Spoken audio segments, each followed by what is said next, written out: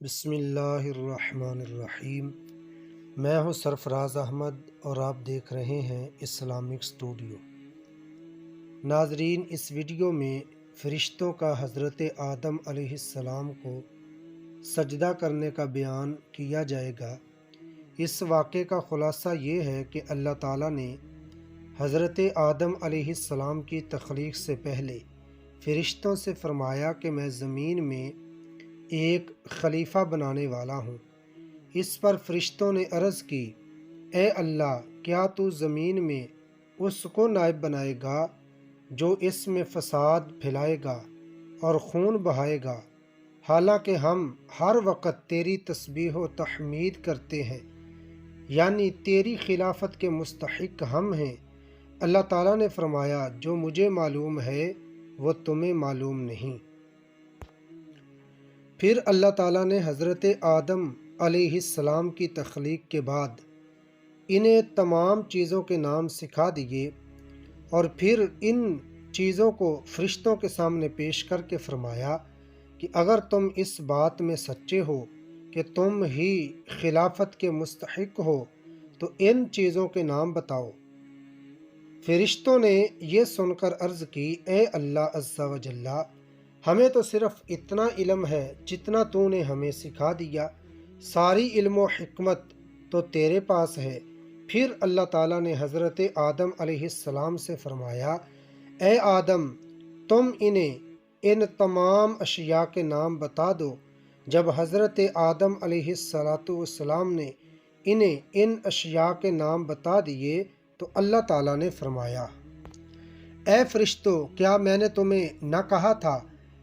کہ میں آسمانوں اور زمین کی تمام چھپی چیزیں جانتا ہوں، اور میں تمہاری ظاہر اور پوشیدہ باتوں کو جانتا ہوں۔ اور ناظرین، فرشتوں کا یہ کہنا، کیا تو زمین میں اسے نائب بنائے گا جو اس میں فساد پھیلائے گا،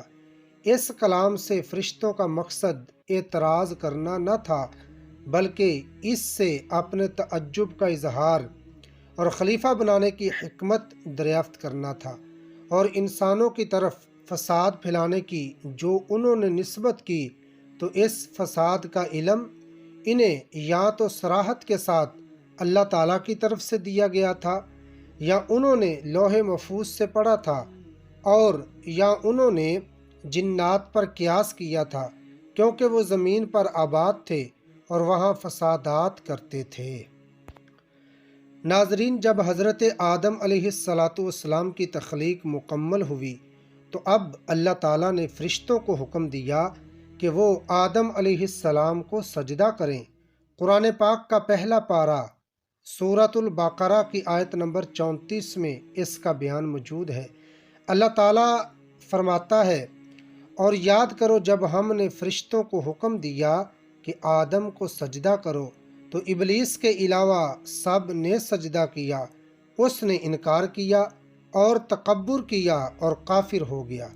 علماء کرام فرماتے ہیں کہ اللہ تعالیٰ نے حضرت آدم علیہ السلام کو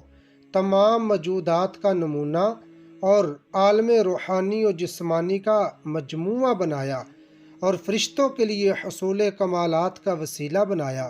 تو انہیں حکم فرمایا کہ حضرت آدم علیہ السلام کو سجدہ کریں، کیونکہ اس میں حضرت آدم علیہ السلام کی فضیلت کا اعتراف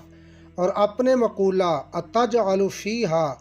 کیا تو ایسے کو نائب بنائے گا، کی معذرت بھی ہے۔ الغرض تو جتنے فرشتے تھے سب کے سب سجدے میں گر گئے سوائے ابلیس کے، اس نے سجدہ کرنے والوں کا ساتھ نہ دیا، یعنی ان کے ساتھ نہ ہوا اور حضرت آدم علیہ السلام کو سجدہ نہ کیا۔ تو اللہ تعالیٰ نے فرمایا، اے ابلیس، تجھے کیا ہوا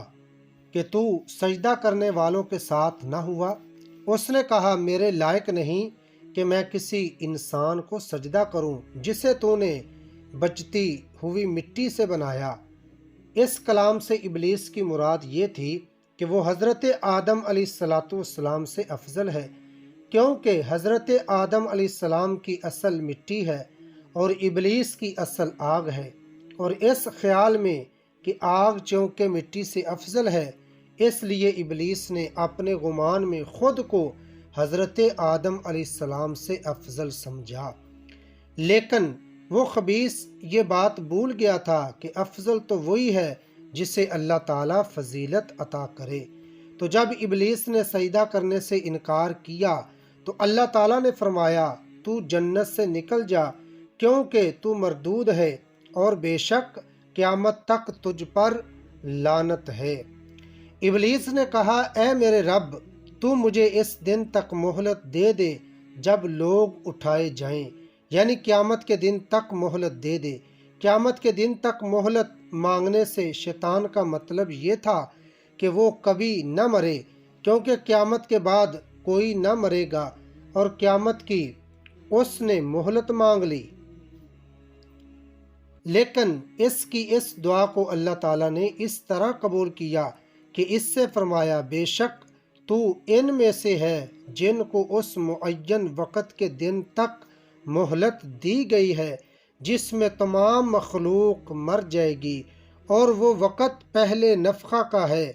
تو شیطان کے مردہ رہنے کی مدت پہلے نفخہ سے دوسرے نفخہ تک 40 برس ہے، اور اس کو اس قدر مہلت دینا کہ اس کے اکرام کے لیے نہیں بلکہ اس کی بلا، شقاوت اور عذاب کی زیادتی کے لیے ہے۔ جب ابلیس کو معلوم ہوا کہ وہ کفر کی حالت میں مرے گا اور اس کی کبھی بخشش نہ ہوگی، تو اس نے مخلوق کو کفر میں مبتلا کر کے گمراہ کر دینے کی حرص کی اور کہا اے میرے رب، مجھے اس بات کی قسم کہ تو نے مجھے گمراہ کیا، میں ضرور زمین میں حضرت آدم علیہ السلام کی اولاد کے لیے دنیا کی محبت اور تیری نافرمانی کو خوشنما بنا دوں گا، اور میں ضرور ان سب کے دلوں میں وسوسہ ڈال کر گمراہ کر دوں گا، البتہ تیرے برگزیدہ بندوں پر میرا وسوسہ اور مکر نہ چلے گا۔ تو اللہ تعالیٰ نے فرمایا تو یہاں سے ذلیل و مردود ہو کر نکل جا، اور بے شک جو تیری پیروی کرے گا تو میں ضرور تم سب سے جہنم بھر دوں گا۔